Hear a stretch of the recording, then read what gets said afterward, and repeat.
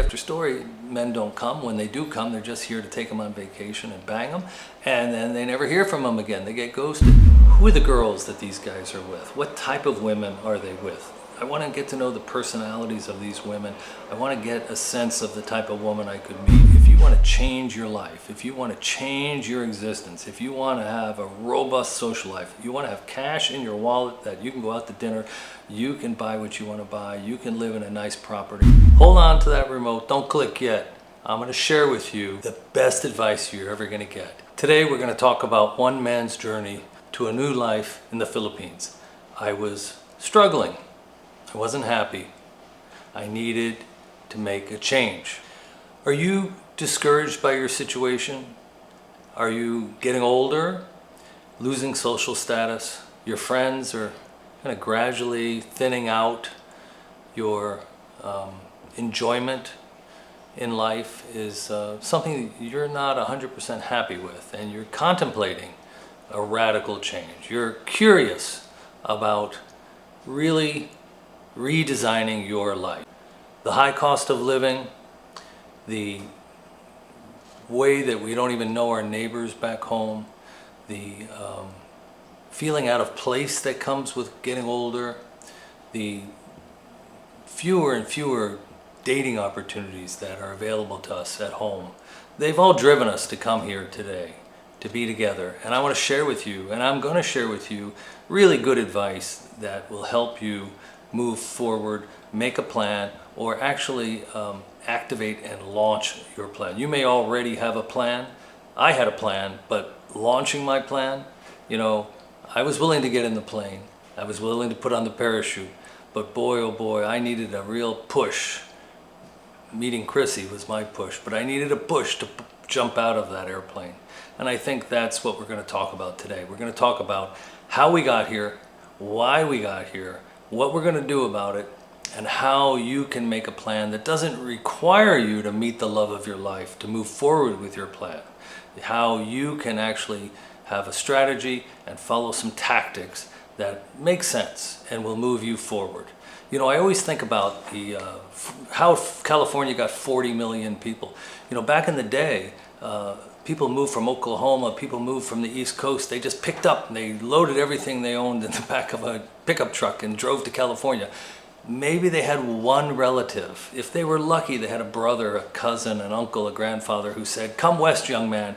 There's a job here. I own an auto dealership. I'll give you a job. I own a construction company. I'll put you to work." And so, okay, so there's a job waiting for me. There's a relative who will house me.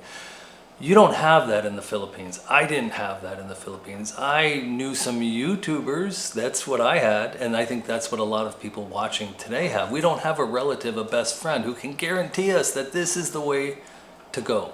So what we do have in 2023 is we have this thing called YouTube. We've got these virtual friendships, these virtual relationships where we can maybe trust. So how did I get to the place where you are now, where you're thinking about bailing out on living in your home state, your home country, your friends, your children, your relatives that you love, and you'd like to be near them if you could. If you could have the best of both worlds, you know, you don't really want to leave. And going home 3 weeks a year it's not the same thing. So you have to make a huge decision and separate yourself from your country and your family and your friends to be an expat, and you're contemplating it. You're thinking about it.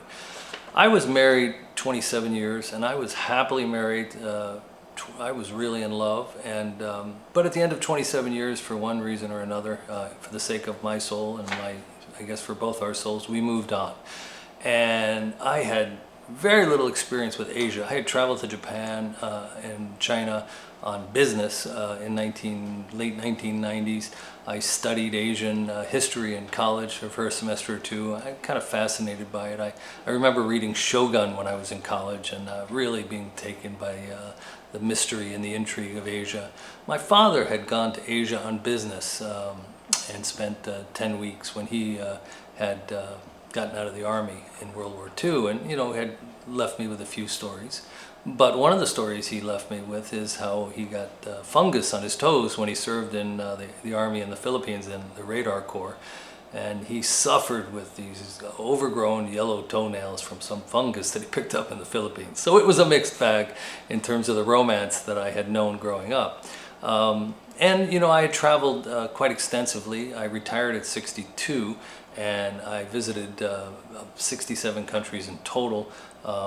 There were plenty of places that had better food, plenty of places that had a better climate. There were other places that had beautiful Asian women, other places as well. Obviously the Philippines, the women can speak English. Most of the women that you're meeting online can speak English better than the average Filipina. Many have worked in call centers. Chrissy was a college-educated teacher, and her English was outstanding.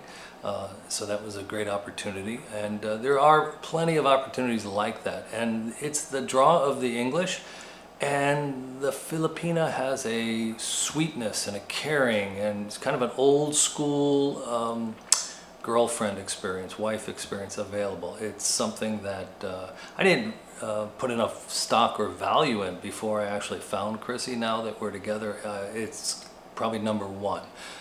Yeah, she's gorgeous. Yeah, she's petite.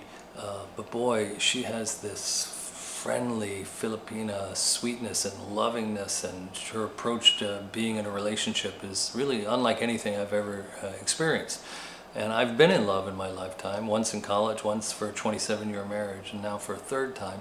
But it is quite exciting, and it's something worth spending your time researching, coming up with a strategy, getting the tactics nailed down, and maybe making that move.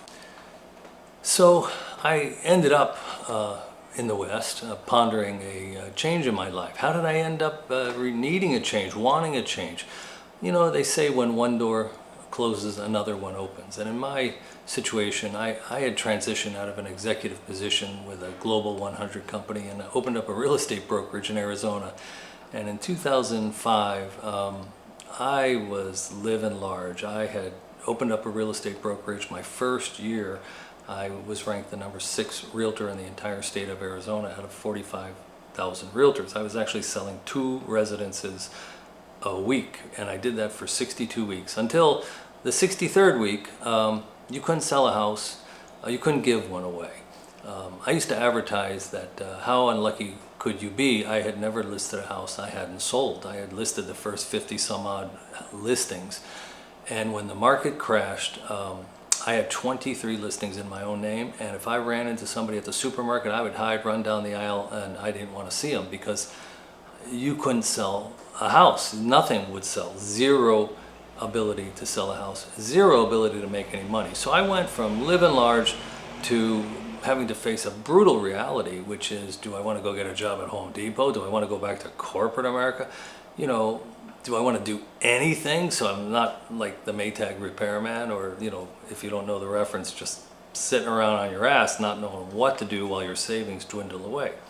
Well, I don't want to get into all the hairy nitty details, but I didn't probably handle it as best as I could. I did go through quite a bit of my savings, and I ended up getting divorced soon after. And I have 3 amazing kids, 4 grandchildren, 2 sons that live near me in Arizona, where I'm from, and a daughter in Boston. And we get along great. I was sort of a helicopter dad. My kids went off to swim on scholarships in college at Boston University. And my other son is an amazing musician and has an unbelievable YouTube channel called Subliminal Sequences, where he composes and demonstrates just a terrific music ability, in addition to having a corporate job and being a provider. So there was lots to stay for at home, but being a grandfather wasn't as compelling to me as being a father. You know, being a father was the greatest, most fulfilling time in my life. I was always sort of lost. I didn't know quite what to do. But when I became a father, and until the kids went to college, I kind of knew my place. That sense of responsibility, accountability, I just was in a groove. But boy, when that groove ended, when the real estate market in 2008 came to a complete and utter crash, I didn't want to go back to corporate America. I had been a vice president for Raytheon, which was one of America's top 50 largest companies, I believe, in aerospace, and I just didn't enjoy it. I didn't like it. and I didn't want to do it, and I was sort of stubborn, and I decided to live a more simple life without the extravagance, and I lived a happier life. I became a little bit more spiritual, not religious, but I kind of read a few books by Eckhart Tolle and on mindfulness, and I like his mantra, the past is over, the future may never come, and your entire life is like a book of todays. Today, and today we're going to spend this time together, and if you stick with me, I'm going to share with you what I think is the most important tip moving forward in your life to maybe make that big change or figure out the no decision. So you're in the West, you're back home, you've heard about this phenomenon of older men reinventing their lives. You've seen evidence on YouTube. I've shown you evidence. Other vloggers here in Asia have demonstrated that you can travel and live a good life. You can arbitrage your Western income, your Western pension, or you can be a digital nomad if you have the capability. And your money is going to go way farther, primarily because the cost of rent and real estate is very, very low compared to the West. You're going to have a huge savings compared to what it costs to live in the West. And transportation is much less, food is much less, and the women are amazing. And after I was married 27 years, I was fortunate enough for the first time to date an Asian woman. I just yearned for coming back to Asia because I had traveled extensively. I retired at 62. And boy, was I bored. I had no plan for retirement. I had no retirement. I had no golf game. I had no poker group. My normal group of work friends, they just kind of disappeared. And I would ride my electric bike 20 minutes to the gym, and I'd work out 6 days a week, and I'd swim, and it was Arizona, I'd get some sun, but it was like boring. And you'd have some casual relationships at the gym, but it wasn't an engaging social life. All my best friends lived out of town, had wives, children, responsibilities, maybe they're still working. And I would often travel solo. So I would travel 2 or 3 months and then come back to Arizona, recharge. So I was feeling unfulfilled. My social status, my spending power in the West, my pension, my Social Security and my small corporate pension combined wasn't really robust. I didn't have the spending power that I desired in the West, and I really thought, coming to Asia and or Latin America and using my pension dollars and arbitraging them and spending them in pesos was the way to go. Living at a beach in Puerto Vallarta, coming to the Philippines, I really felt that was the way to go. My love life was okay, but it wasn't stupendous. It wasn't what I wanted. I wasn't in love. I wasn't feeling young and revitalized. I really was like getting into the senior years, and I had gotten to the point where I needed to make a decision. I needed to figure out what dating opportunities in the West. You could go on Match.com. You could go on one of these websites. Maybe you could meet somebody who was 10 years younger than you, but you're going to be going out spending $100, $150 on dinner. You're going to meet them for drinks, and it's going to cost you $60, $70 for drinks. Now you're going to have to take them to Vegas for the weekend. It's just a lot of money to date, and you're dating women that are, possibly older than your real target or what you would like to be dating. Coming to Asia and seeing so many beautiful, petite, slim Asian women with beautiful heads of hair, so friendly, in the Philippines, so friendly, just was really interesting. And then I watched a lot of YouTube. That was my, when I was in America, I didn't watch much when I was traveling, but when I was home for 10, 12 weeks at a time, I power watched YouTube. And I watched other topics, but my primary topic was the one that you're watching right now, the niche. What is it like to be an expat in the Philippines? Who are the girls that these guys are with? What type of women are they with? I want to get to know the personalities of these women. I want to get a sense of the type of woman I could meet. I want to get a sense of the living costs. I want to get a sense of the issues they're facing, whether it be transportation, food, climate, medical care, how they interact with the girl's family, what money troubles come up with the girl's family, all kinds of issues. And I became interested in some of these vloggers and couples as people. It became kind of good television. I was very interested in their lives and how they evolved. Well, I was pondering having greater purchasing power. I was pondering having a young Asian woman at my side, a young, invigorating Asian woman who would like bring renewed life to me with her youthfulness, her playfulness, and you know, it can be contagious. And having a young fiance is just that. It keeps you invigorated, keeps you on your toes, and you know, it like the movie Shawshank Redemption. It's either time to start living or time to start dying. I want to help you and talk about the order of battle. So there is a proper order to battle to expat. If you want to expat, let's think about how you should approach this and make your plans. So there you are. Maybe you're married, it's an unfulfilling marriage, you've got grandchildren, you've got kids, but you hardly see them. So you're thinking, maybe you're pondering a big move. So that's it. Either you have a vision and you're doing your research, or you're coming up with the thought that maybe you're gonna have a vision. And that vision is, you might wanna be like me here in the Philippines, married or engaged to a drop-dead gorgeous 30-year-old Filipina that weighs 103 pounds and just has the sweetest personality that God ever put on this planet. Maybe you have a vision to be at the beach, to be at the waterfalls, to be eating out, to be with friends, guy friends, expat friends, guys you have a lot in common with. You need to come up with a timeline. The only thing I will tell you is I retired at 62. You know, I looked at the actuary tables, I looked at the age of my father and my grandfather when they passed away. They didn't live to be 100.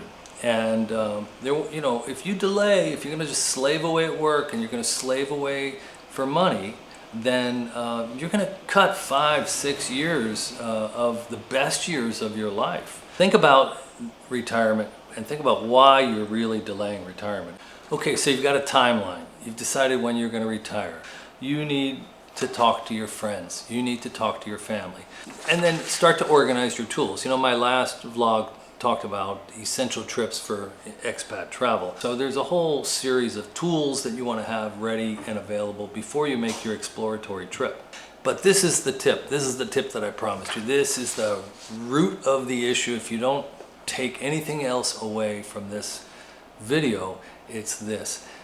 It's really not that hard to meet a good Filipina. There are a really large number of women who are really interested in meeting a Western man. It's not a bizarre thing to find one. The bizarre thing is finding one online. It can happen. But if you just come here, you're going to find one. It may take a, you know, 1 or 2 tries. You might have a near miss, like with any relationship. You got to give it a year to see what the person is really like before you know, start buying houses and getting married. But you know, there are a lot of guys here. They're not the shiniest jewel in the box. They're a little bit worn and rusty, and they've got really beautiful Filipinas that are the sweetest things. Loving them, marrying them, being engaged to them. The women here are kind of fascinated with your Western looks. If your eyes aren't dark brown, they're like, I have light brown eyes. Chrissy thinks they're amazing. I'm like, really? I mean, I always wanted blue eyes, like, you know, in America, we always blonde hair, blue eyes, what people are appealed to. You know, get over the idea that you have to be Brad Pitt, you have to be at your best weight, you have to be, you know, that you don't. You don't have to be an A-game candidate to meet somebody. They're interested in meeting a Westerner because you're exotic. And you'll be exotic if you're a little big or you're a little pointy. But, you know, you should smell good. They do appreciate a man who smells good. So that's one tip. So a lot of men, you know, they're not going to get on the plane and put on the parachute, let alone jump out of the plane until they met the love of their life online. So they spend 3 months looking, 6 months looking, then they meet somebody, and then they video chat an hour a day. Oh, I'm coming out in 9 months, I'm coming out in 9 months. And maybe they do come out and have a fantastic time with that woman, but then guess what? You go back home, she starts chatting the other 3 men she was talking to before you showed up, and everything goes back to the way it was. Nothing's changed. You think, okay, give me another 2 years to finish up a job, get rid of my house, sell my property, you know, and I'll be back. Well, I don't think that's the way to do it. I think the way to do it is to get online and book your plane ticket for 60 to 90 days out. So you want to take out your membership. If you want to go have fun, go to Thailand. Bring some rubbers and cash, and you will have, you'll have that time you'll never forget. It'll last 2-3 weeks, and you can, have all the fun you want. If you want to meet a wife, if you want to meet a fiance, if you want to change your life, if you want to change your existence, if you want to have a robust social life, you want to have cash in your wallet that you can go out to dinner, you can buy what you want to buy, you can live in a nice property, come to the Philippines. So the order of battle is not just come out here, boots on the ground. No, the order of battle is go online, because then you're searching the entire country of the Philippines. It's a big dating pool. Somewhere there's a gem out there.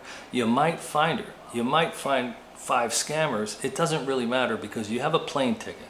And what you're going to do is, what I would do, I always heard such horrible things about Manila and the traffic. Makati is only 15-20 minutes from the airport, $7 taxi ride. BGC is another 3 or 4 minutes, 5 minutes. It's $8 taxi ride. They're both first world, cosmopolitan downtown areas. You can fly into Manila and spend 3 days at Makati. I highly recommend it. I kind of prefer BGC better, but if you're a first-time tourist, I would just go to Makati. Get yourself an Airbnb and, kind of get acclimated to the big city. Maybe, that way, because so many girls online are in the Manila area. Not in Makati. It might take them an hour and a half to get to Makati from the suburbs. But I would do that. And then, you can fly to the Cebu City or the other areas in the Visayas. You can go to Bohol, you can go to El Nido, you can go to Boracay, you can go to Dumaguete, you can investigate. That's what I did. Chrissy and I, we took a 30-day trip all around the Philippines, thinking about where we'd want to live. However, in the end, not taking your Filipina too far away from home was really the deciding factor. It's why we're in Cagayan de Oro, because it's 5 hours from Pagadian. But there are so many women here that have not been approached. Woman after woman, when I meet them, I ask them if I'm the first Westerner they've ever met. They say yes. They've never spoken to a Western man in person in their entire life. So, and you'll find that in many, many parts of the Philippines. But my advice, and this is the hook, this is what I promised you. The plan, the order of battle is you're going to come for a 60 to 90 day exploration visit. You're going to get online for 90 days. You're going to book your ticket 45, 60, 90 days out. You're going to get your house in order during those 90 days. You're going to spend a lot of time dating online. So the order of battle is you're going to go online 90 days. You're going to book your trip. So it doesn't really matter if you run into somebody who's kind of not true and honest online, because you're coming to the Philippines, and if you don't meet somebody online, you will meet somebody in person. The other expats will find out that you're here. Their wives and girlfriends will hear about it, and you will be introduced to their friends and girlfriends. But it's a small pool of people compared to being online and having the entire Philippines available to you. Now, if you meet somebody online, now you can go investigate the part of the country that she lives in. You can look into the opportunities of living not too far away from her home. So you're going to buy that airplane ticket. You're going to have your online, and you're not going to worry about whether you're being scammed online, because you're coming anyway. And the Filipino is going to hear, oh, I will be arriving. I am not maybe coming. I'm not maybe retired. I will be in the Philippines in 45 days. I will be there in 60 days. She's going to want to meet you at the airport if she's for real. So that's all you need to do. You don't have to commit to moving and selling your house. You don't. What you need to commit to is coming out here for 45 to 90 days. You need to get online, give it the old college try, give it all you got. Watch my video on Facebook bullshit so you can figure out who's lying to you. There are a lot of guys out here who have met amazing Filipinas, and they're married, they're engaged, and they're living their best life. So either you commit to the exploratory visit, you commit to being on the ground for 45 to 90 days, multiple cities, get to know the country, figure out where you might want to live, go see Filipinas you've met online in different cities and see if there's one that's perfect for you.